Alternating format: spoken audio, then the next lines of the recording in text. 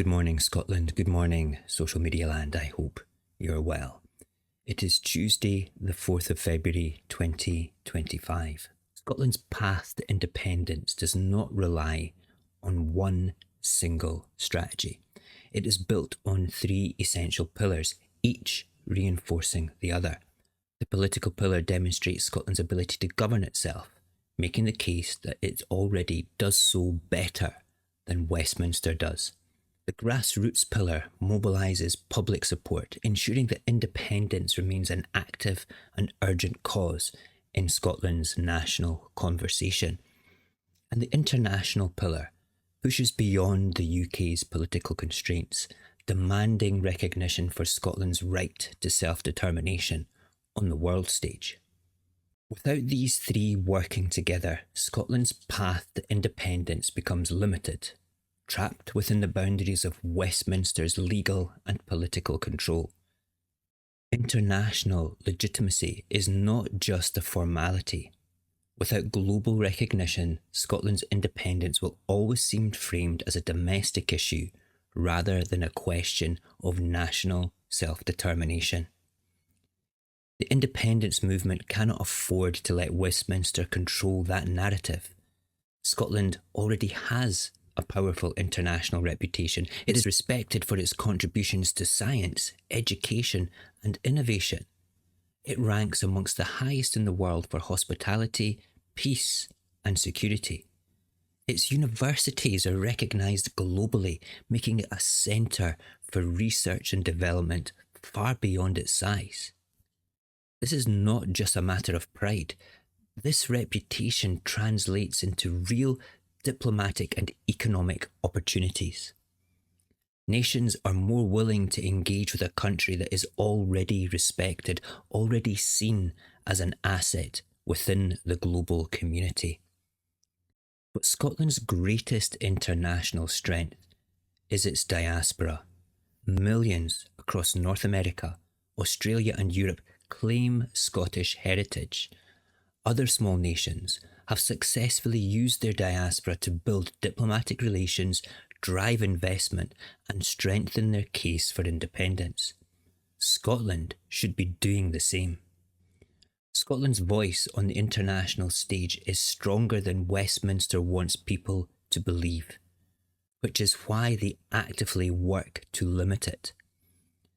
The Scottish Government has established international offices in key cities like Berlin, Paris, Dublin and Washington, building diplomatic relationships independent of Westminster. It has positioned itself as a responsible global player, funding humanitarian and climate justice initiatives. These are the actions of a nation already acting as an independent state. But every diplomatic effort, every meeting, every conversation with a foreign leader comes with a catch. Westminster insists that a UK government official be present. This is not about collaboration. This is about control. If Scotland were just a devolved region with no international relevance, why would Westminster feel the need to monitor its discussions? The reality is clear. Scotland's diplomatic efforts threaten the UK's carefully controlled narrative. Every meeting, every partnership, every trade discussion is a reminder that Scotland functions as a distinct political and cultural entity. Westminster's interference is an attempt to suppress that reality, but Scotland's engagement with the world does not end with government initiatives. Where Westminster tries to limit Scotland's official presence, private individuals and grassroots movements are stepping in. Two major initiatives, Mike Fenwick's declaration of a sovereign Scot and Liberation Scotland's legal challenge, are bypassing political restrictions and taking Scotland's case directly to international institutions. The declaration of a sovereign Scot is a direct assertion of individual sovereignty. Rooted in Scotland's claim of right, it argues that the ultimate power in Scotland lies not with Westminster, but with the Scottish people. By signing the declaration, Scots affirm their right to self-determination, creating a mass petition that can be presented as evidence of Scotland's democratic will.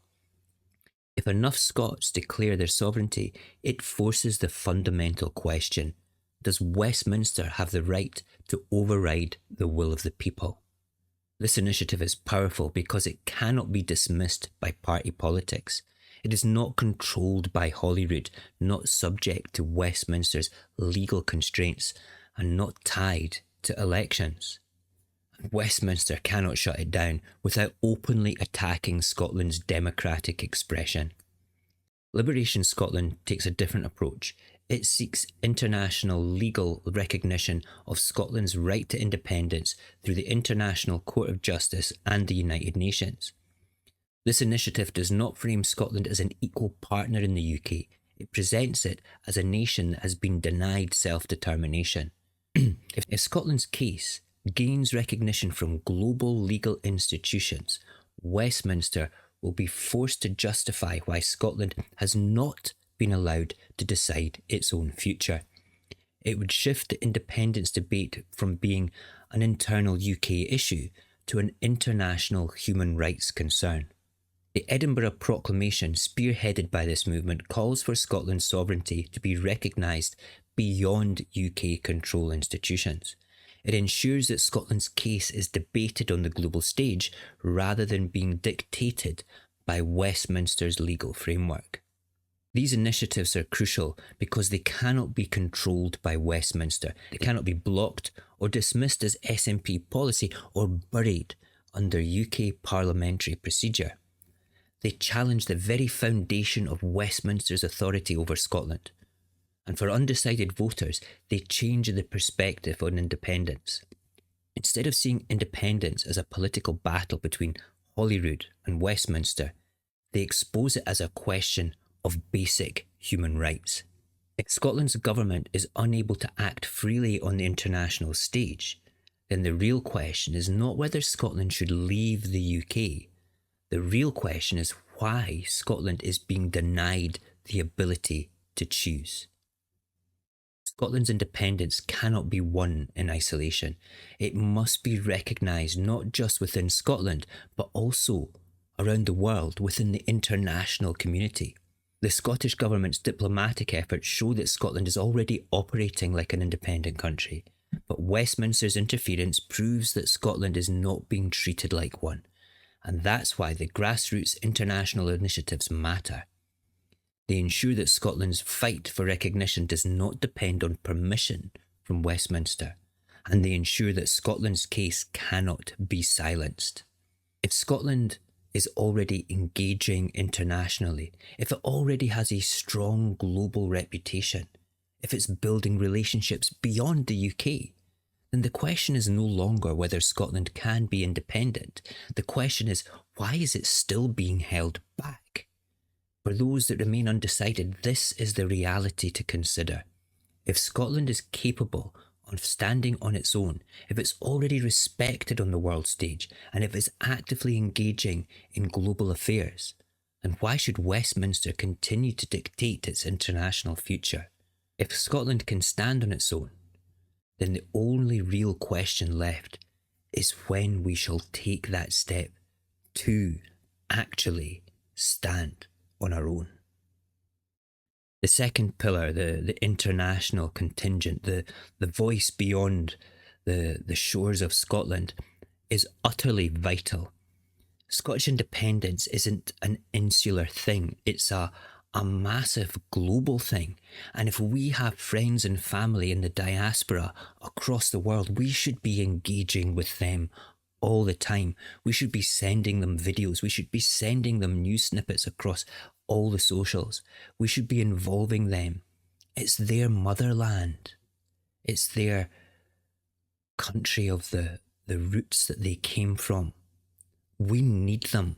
We need them to be discussing this in their communities, in their clan houses in America, their clubhouses in Canada, whatever they do to feel Scottish. And we need Mike Fenwick's and Liberation Scots initiatives to be engaging more with the international bodies of the UN and the International Criminal Court, making our voices heard. And they should be encouraging us to get involved more, to unite across all the pillars of independence to make sure that their voices are recognised by us, the Scottish people. Tomorrow we'll be looking at us, the grassroots movement, the foot soldiers, the true believers, the people that unionists call cultists.